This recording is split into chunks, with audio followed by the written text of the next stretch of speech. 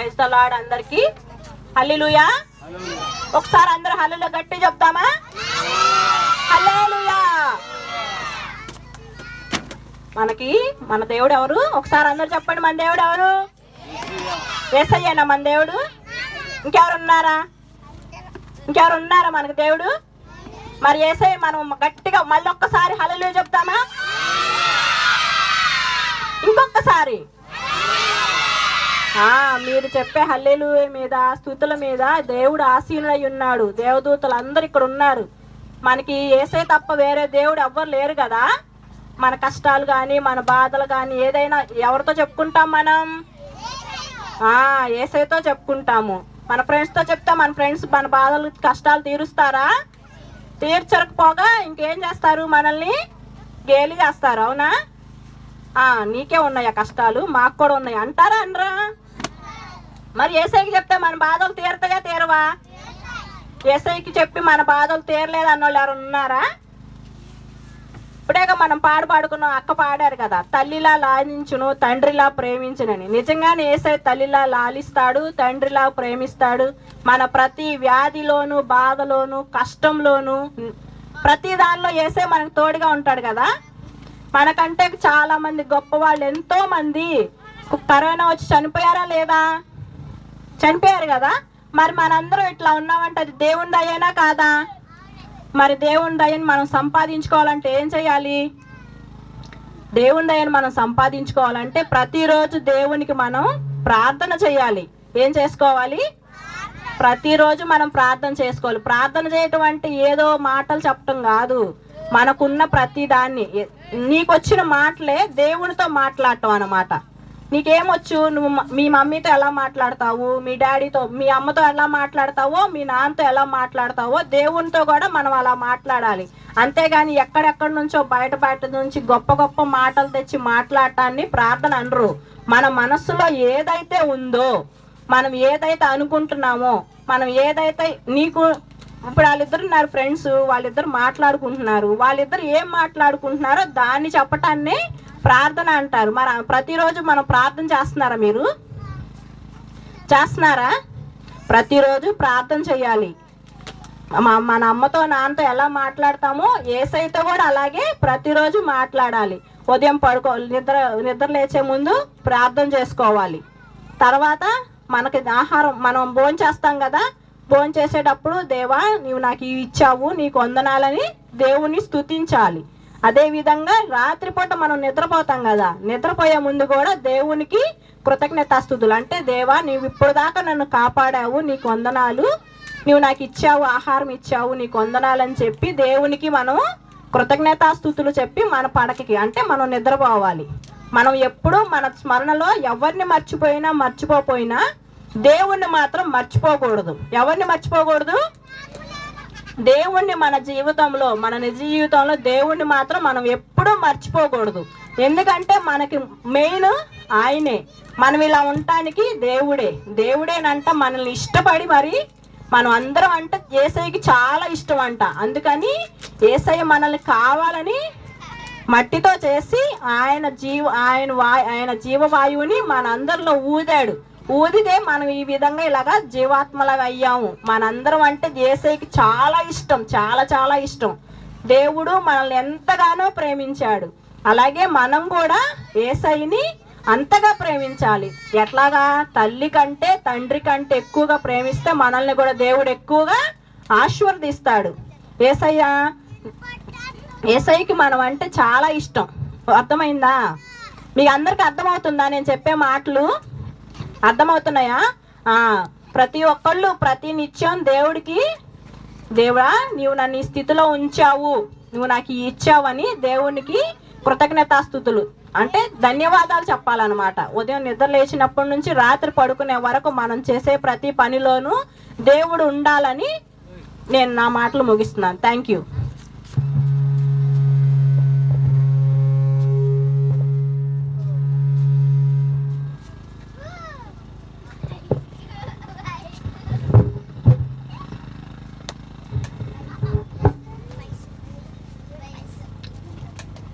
దేవుని నామంకి మహిమ కలుగును గాక. పిల్లలు బాగున్నారా? ఎంతమంది బాగున్నారు? ఎంతమంది సంతోషంగా ఉన్నారు? మరి యేసయ్యకి ఒకసారి గట్టిగా వందనాలు చెప్పండి. హల్లెలూయా, హల్లెలూయా, హల్లెలూయా. దేవునికి మహిమ కలుగును గాక. ఇప్పుడు అక్క ఏం చెప్పారు? అక్క వాక్యం ఏం చెప్పారు? వినలేదా మీరు? విన్నారా? ఏం చెప్పారు? ప్రతినిత్యం ప్రార్థన చేసుకోమని చెప్పారా లేదా? పొద్దున్నే లెగవంగానే ప్రార్థన చేసుకోవాలి. రాత్రి పడుకునే ముందు, తినే ముందు ప్రార్థన చేసుకోవాలి. అవునా? ప్రార్థన వల్లనే మన జీవితాలు బాగుపడతాయి, మన జీవితాలు అభివృద్ధి చెందుతాయి. అర్థమైందా? ఎంతమంది వాళ్ళ నుండి ప్రార్థన చేసుకుంటారు? ఎంతమంది చేసుకుంటారు? నిజంగా చేసుకోవాలి. ఈసారి వచ్చినప్పుడు అడుగుతాం, నిజంగా చేసుకుంటున్నారా లేదా అని. సరే, బైబిల్లో ఒక చిన్న కథ చెప్తా. మీకు వినిపిస్తుందా? ఒక చిన్న కథ చెప్తా. యేసయ్య అంట కూర్చొని జన సమూహంను అందరినీ ముందు కూర్చోబెట్టుకొని వాక్యం చెప్తా ఉన్నారంట. యేసయ్య ఎవరు? యేసయ్య అంటే ఎవరు? యేసయ్య ఎవరు? యేసయ్య ఎవరు? మన దేవుడు. అవునా? మన దేవుడు ఎవరు? నాకు వినపడట్లా. మన దేవుడు ఎవరు? నాకే వినపడకపోతే దేవుడికి ఏమి వినిపించింది? గట్టిగా, మన దేవుడు ఎవరు? యేసయ్య ఒకరోజు కూర్చొని జన సమూహంతో మాట్లాడుతూ ఉన్నారంట. ఎంతసేపు 3 రోజులు కంటిన్యూస్గా యేసయ్య మాట్లాడుతూనే ఉన్నారు, వాళ్ళు వింటూనే ఉన్నారంట. మొత్తం మాట్లాడి అయిపోయిన తర్వాత ఇంకా అందరికీ ఎక్కువసేపు కూర్చుంటే మీకు ఏం వేసిద్ది? ఆకలి వేసిద్దా? ఆకలి వేసిద్దే ఇదా? ఎంతమందికి ఆకలి వేస్తుంది ఇప్పుడు? ఓకే, అట్లాగే అక్కడ ఉన్న వాళ్ళందరికి కూడా ఆకలి వేస్తుందంట. ఆకలి వేస్తుంటే అక్కడ ఎంతమంది ఉన్నారు? స్త్రీలు, చిన్నపిల్లలు కాకుండా ఉత్త మగవాళ్ళే 5,000 మందికి ఉన్నారంట. ఎంతమంది ఉన్నారు? 5,000 మంది ఉన్నారంట. అయితే అప్పుడు అందరికి ఆహారం ఎలా చేయాలి అన్నది ఎవ్వరికి అర్థం కావట్లేదు. అంటే యేసయ్యకి ఎంతమంది శిష్యులు తెలుసా మీకు? 12 మంది శిష్యులు. అయితే ఆ 12 మంది శిష్యుల్ని పిలిచి ఎట్లాగా ఆహారం అది ఇది అని అడిగినప్పుడు ఒక చిన్న పిల్లోడంట. ఇక్కడ పిల్లోడు ఎవరున్నారు? అక్కడ ఉన్నారు. వాళ్ళల్లో ఒక పిల్లోడు అనుకోండి, వచ్చి నా దగ్గర 5 రొట్టెలు 2 చేపలు ఉన్నాయన్నారంట. ఎన్ని ఉన్నాయి? ఏమున్నాయి? గట్టిగా 5 రొట్టెలు. ఎక్కడ ఆయన 5 రొట్టెలు 2 చేపలు 5,000 మందికి సరిపోతాయా? సరిపోతాయా? సరిపోవు కదా. అప్పుడు యేసయ్య ఏం చేశారంటే దగ్గరికి పిలిచి 5 రొట్టెలు 2 చేపలకి ప్రార్థన చేశారు. ఏం చేశారు? ప్రార్థన చేశారు. అప్పుడు ఆ 5 రొట్టెలు 2 చేపలు అందరికి పంచి పెడతా ఉంటే ఎక్కువ అయిపోయినాయి అంట. చాలా మందికి వచ్చినాయి అంట. 5,000 మందికి సమృద్ధిగా నిండిపోయి ఇంకా మిగిలిపోయినాయి అంట. తెలుసా? ఇప్పుడు దీని ద్వారా మనం ఏం నేర్చుకోవాలంటే, మన జీవితాలు చిన్నవే అయి ఉండొచ్చు, మన దగ్గర ఉన్నాయి కొంచెమే అయి ఉండొచ్చు. మనం ఎప్పుడైతే ప్రార్థన చేసుకుంటామో దేవుడు ఆశీర్వదించే దేవుడు. అర్థమైందా? ఎంతమంది ప్రార్థించుకుంటారు?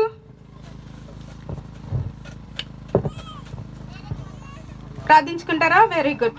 మన జీవితాలు చిన్నవి అయి ఉండొచ్చు, ఎవరు చూడట్లేదని మనం అనుకోవచ్చు, కానీ మనల్ని ఎవరు చూస్తుంటారు? నిత్యం యేసయ్య చూస్తూ ఉంటారు. కాబట్టి అనునిత్యం మనం ఏం చేయాలి? ప్రార్థించాలి. 5 రొట్టెలు 2 చేపలు ఎట్లా అయితే ఆశీర్వదింపబడ్డాయో, చిన్నగున్న మన జీవితాలు కూడా ఆశీర్వదింపబడి దేవునికి మహిమకరంగా ఉండాలి. అర్థమైందా? ఈ నా మాటలు ముగిస్తున్నాను.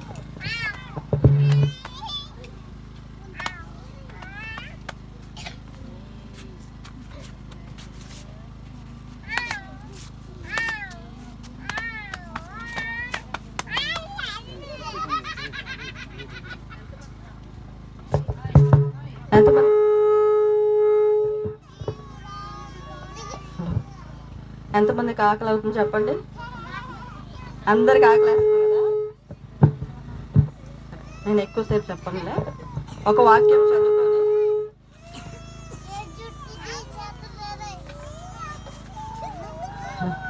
యోహాను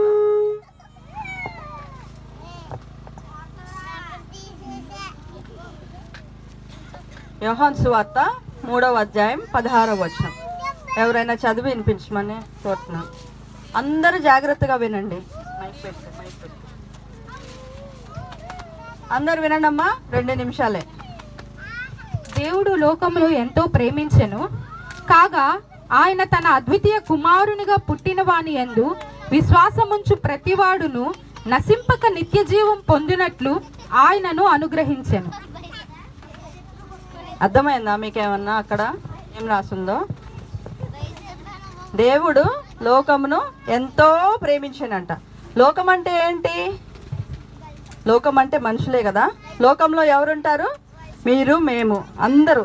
ఈ లోకంలో ఉన్న వాళ్ళందరినీ దేవుడు, అంటే ఇక్కడ ఉన్న వారు అందరూ, చిన్న పిల్లలు మొదలుకొని అందరూ, ఇక్కడ ఎవరైతే కూర్చుని ఉన్నారో మనం కాకుండా ఇంకా ఈ భూమి మీద ఉన్న వాళ్ళందరూ, లోకంలో ఉన్న అందరినీ దేవుడు ప్రేమించాడు. అయితే మనం ఎవరినైనా ప్రేమిస్తే మనం ఏం చేస్తాము? వాళ్ళకి మన దగ్గర ఉన్నది ఇవ్వాలనుకుంటాం కదా. మన దగ్గర ఏమేమైతే ఉన్నాయో అవి ఇస్తాం వాళ్ళకి. అలాగే దేవుడు మనల్ని ఎంతగా ప్రేమించాడంటే, మరి మనుషులందరూ పాపం చేశారంట. బైబిల్ చెప్తుంది, ఎవరునూ నీతిమంతులు లేరు, అందరూ పాపం చేసి ఆయన అనుగ్రహించి మహిమను పొందలేకపోతున్నారంట. మరి పాపం చేస్తే మరి ఈ జీవం శాశ్వతం కాదు కదా. తెలుసా మీకు? ఈ జీవం శాశ్వతమేనా అశాశ్వతమా? అశాశ్వతం కదా. ఈ జీవం తర్వాత కొంతకాలం ఇక్కడ జీవిస్తాం, ఆ తర్వాత మరణం.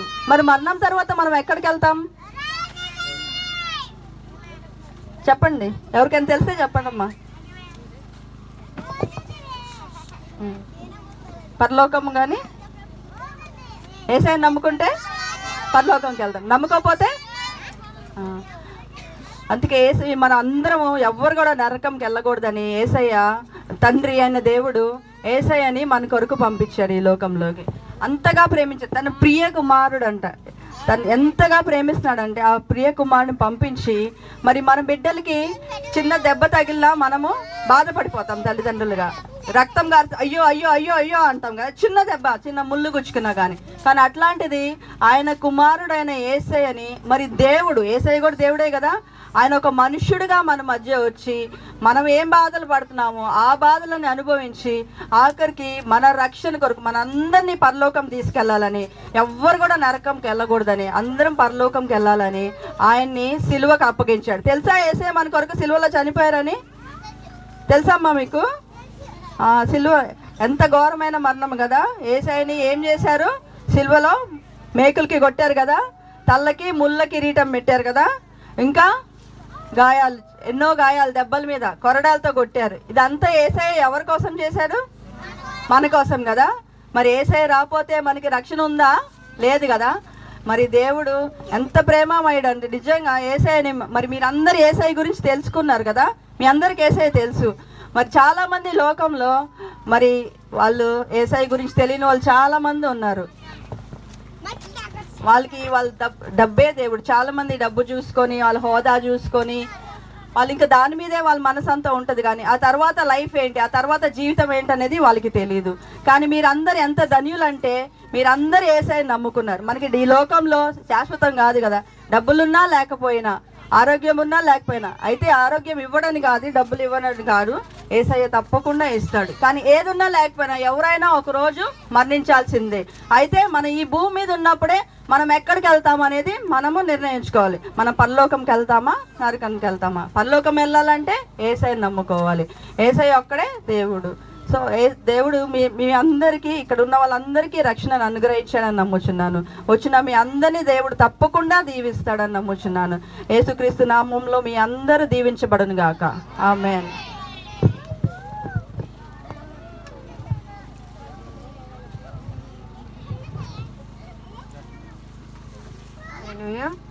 ఇప్పుడు పోయిట్ టీం వారు పాట ద్వారా దేవుని చూపిస్తారు.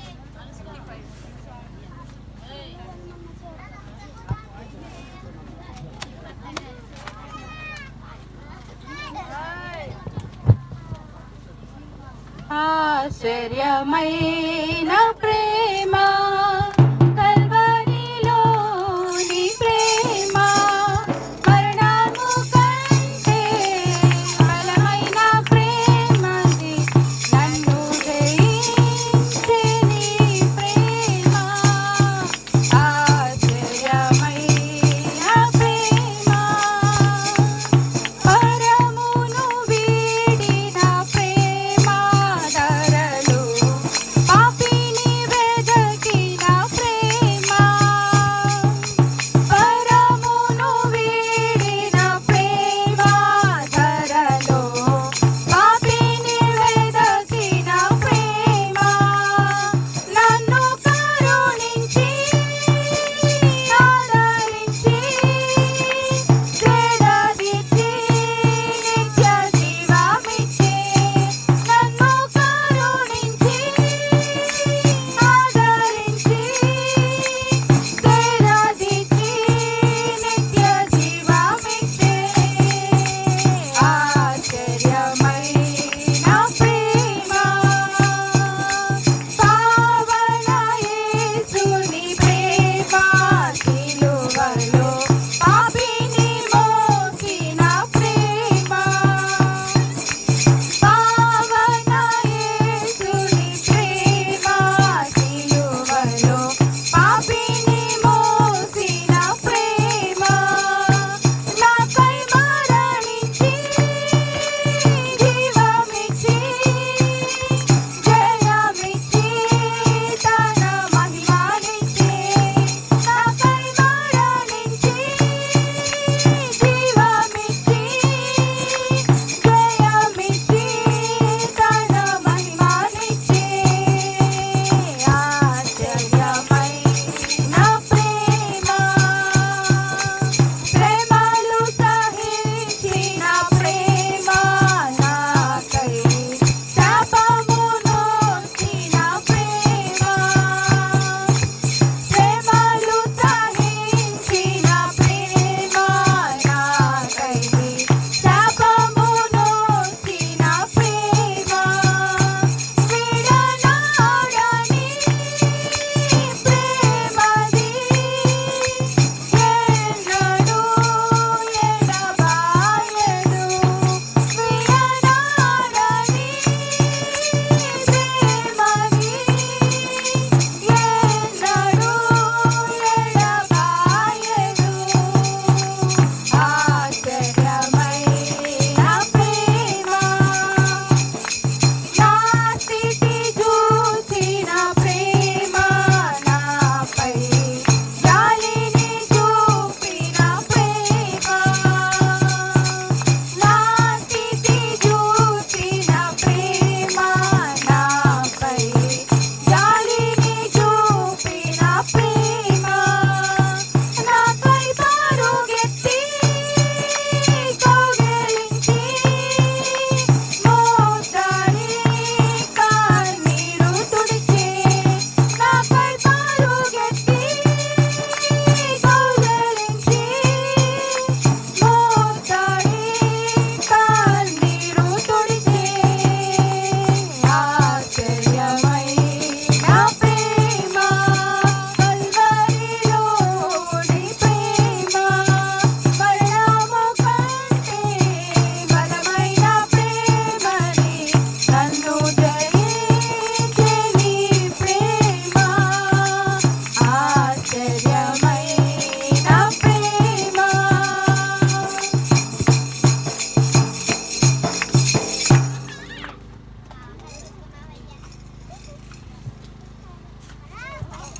హల్లెలూయా.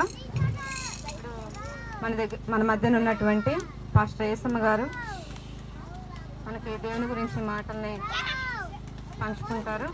శ్రద్ధగా మనం విందాము. దేవుని గురించి మరి కొంచెం తెలుసుకుందాము.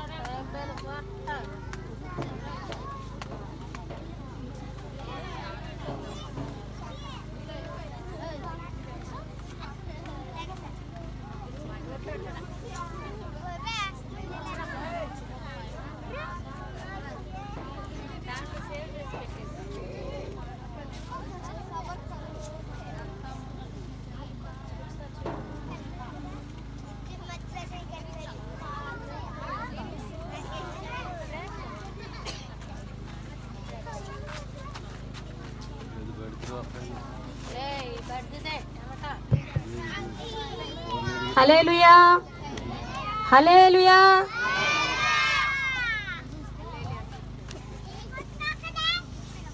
బాగా కొట్టుకుంటున్నారు, కుస్తీలు పెడుతున్నారు ఇక్కడ. కుస్తీలు పోట్లు ఏమి ఇక్కడ లేవు కదమ్మా, ఉన్నాయా? ఎక్కడేమైనా పోటీలు పెడతానన్నారా? ఎవరు బాగా కొడితే వాళ్ళకి గిఫ్ట్ ఇస్తామన్నారా మీ టీచర్స్, పాస్టర్ గారు అన్నారా?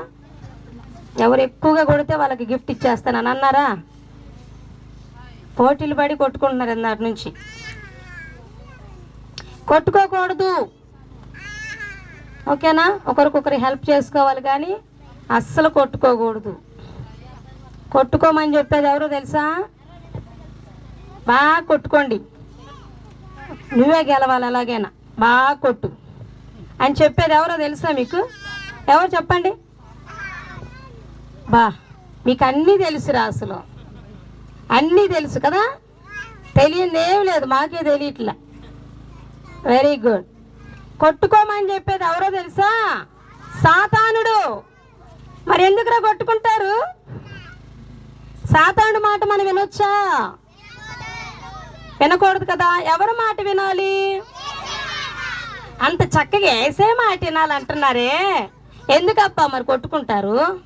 వచ్చిన దగ్గర నుంచి చూస్తున్న కుక్కల్ని కొట్టుకున్న వాళ్ళందరూ ఒకసారి సారీ చెప్పుకోండి. Very good. ఇప్పుడు కొట్టుకోమన్నాడు చూశారు, వాడికి సిగ్గు కలుగుతుంది. ఆమేన్, హల్లెలూయా. ఇక్కడ ఈ కూడిక ప్రారంభమైన దగ్గర నుంచి హల్లెలూయా హల్లెలూయా అని వినపడుతుంది కదా. మీ నోట్లో హల్లెలూయా అనే పదం నానిపోతుందా లేదా? ఇక్కడికి వచ్చిన అక్క వాళ్ళ నోట్లో కూడా పదము, ఈ పదము ఎక్కడి నుంచి వచ్చిందో తెలుసా? అసలు ఈ పదం ఎక్కడిదో తెలుసా మీకు? ఎందుకు అన్నిసార్లు హల్లెలూయా హల్లెలూయా అని గొంతు చించుకొని చెప్తున్నామో తెలుసా? వాక్యం కంటే ఎక్కువగా హల్లెలూయా అనే పదానికి ఎందుకు ఇంపార్టెన్స్ ఇస్తున్నామో తెలుసా? అసలు హల్లెలూయా అనే పదాన్ని ఉచ్చరింప చేసేది ఎవరో తెలుసా? పరిశుద్ధాత్మ దేవుడు. ఎందుకంటే హల్లెలూయా అనే పదము ఈ భూమి మీద ఎవడు కనిపెట్లా, పరలోకపు పదమది, పరలోకంలో ఉన్న మాట అది. ఈ లోకంలో ఉండి మనం అక్కడికి వెళ్ళేటంత వరకు కూడా హల్లెలూయా హల్లెలూయా అని పాడుతుంటే ఒకానొకడికి భయం వేస్తుంది. యేసయ్యా అని పిలిస్తే సాతానుకి ఎంత భయమో, యేసు నామము అంటే సాతానుకి ఎంత భయమో.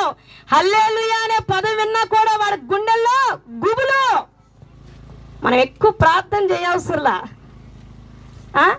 బాగా స్తుతించలేకపోవచ్చు, ఎక్కువగా ప్రార్థన చేయలేకపోవచ్చు, కానీ మీరు ఎక్కువగా ప్రార్థన చేయలేని స్థితిలో, స్తుతించలేని స్థితిలో, అలసిపోయిన స్థితిలో హల్లెలూయా యేసయ్యా అంటూ ఉంటే చాలు.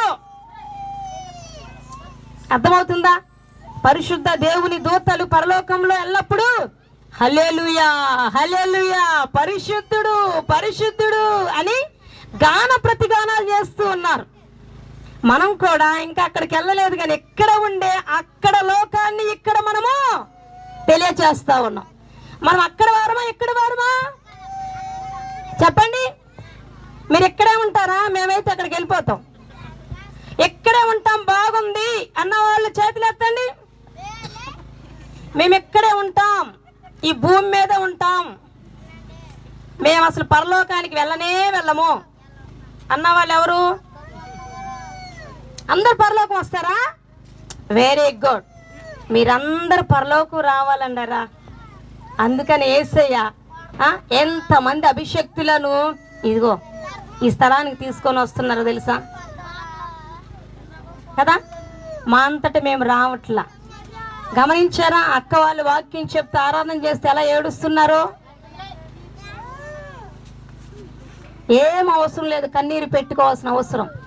కానీ పరిశుద్ధాత్మ దేవుడు ఇక్కడ చూస్తున్న స్థితిని బట్టి, మిమ్మల్ని చూసి దేవుడు వాళ్ళకి ఇస్తున్నటువంటి ప్రేరణ బట్టి అటువంటి అనుభూతిని వాళ్ళు కలిగి ఉన్నారు. సో నేను ఒక చిన్న పాట పాడతాను. చిన్న పాట అంటే 2 వచనాలు ఉండొచ్చు, 3 వచనాలు ఉండొచ్చు. ఆ తర్వాత కరెక్ట్గా 3 పదాలు చెప్తాను, 3 గంటలు. ఒక్కొక్క పదము ఒక్కొక్క గంట, 3 పదాలు లేదా 3 అంశాలు ఎన్ని గంటలు? ఎన్ని గంటలు? ఎన్ని గంటలు? ఇక్కడ చూపిస్తున్నా కూడా చెప్పలేకపోతే 3 కదా, సరిగ్గా ఇంక 3 గంటలు కూర్చోవాలి మీరు. ఎన్ని గంటలైన వాక్యం వింటామన్నా వాళ్ళ స్తోత్రం చెప్పండి ఒకసారి. హల్లెలూయా. బాబు, అందుకే ఇక్కడ తోడుకొని వస్తున్నాడు యేసయ్య మీకోసం. 3 గంటలు అవసరం లేదు, 30 గంటలు క్లోజ్ చేసేసుకుందాం. హల్లెలూయా, హల్లెలూయా. దేవుడు మిమ్మల్ని బహుగా ఆశీర్వదించునుగాక.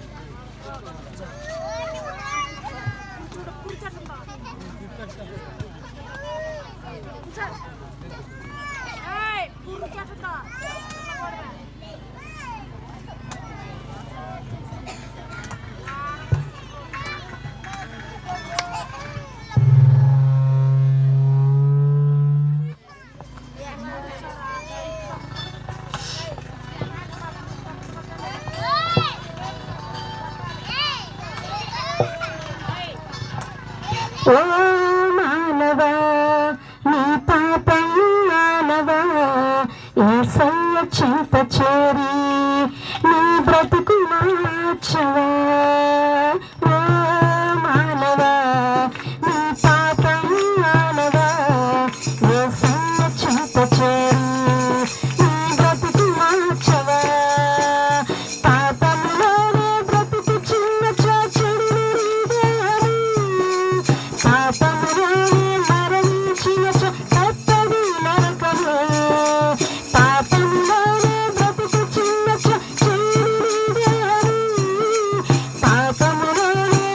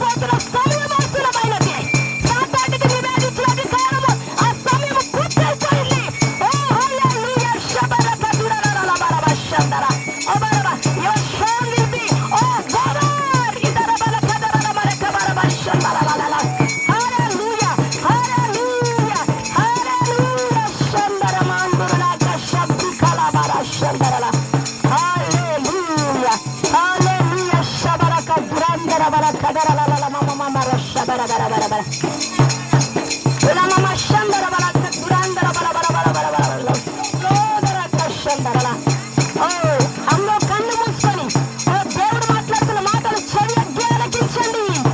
ఇక్కడికి వచ్చిన ప్రతి ఒక్కరితో దేవుడు మాట్లాడుతున్నాడు. హల్లెలూయా. ఎవరికి ఏ భాషలో మాట్లాడాలో, ఎవరికి ఎలా అర్థమయ్యేటట్టు మాట్లాడాలో పిలిచిన దేవుడు మాట్లాడుతున్నాడు. హల్లెలూయా.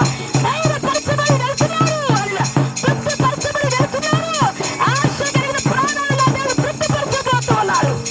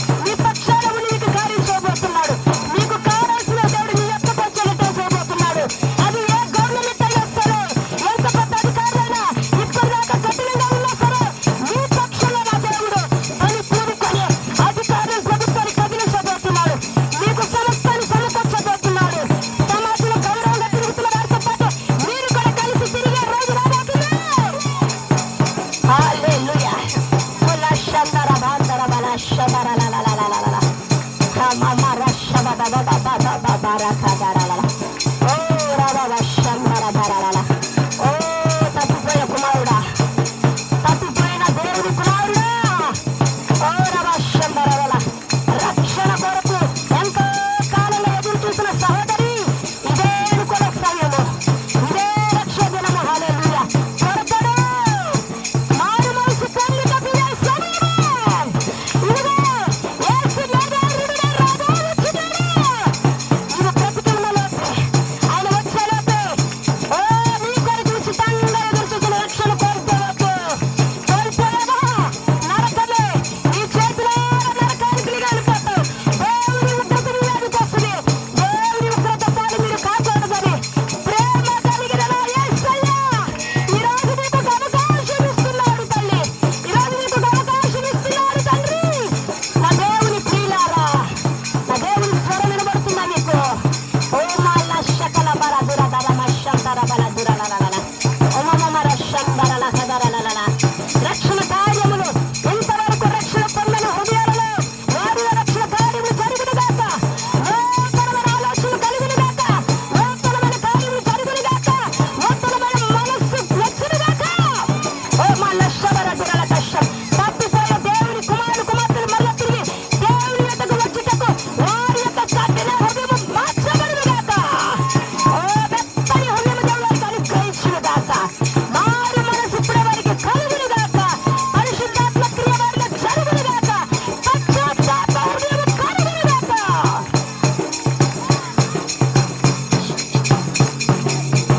మాషందర బల దుర దర లలల.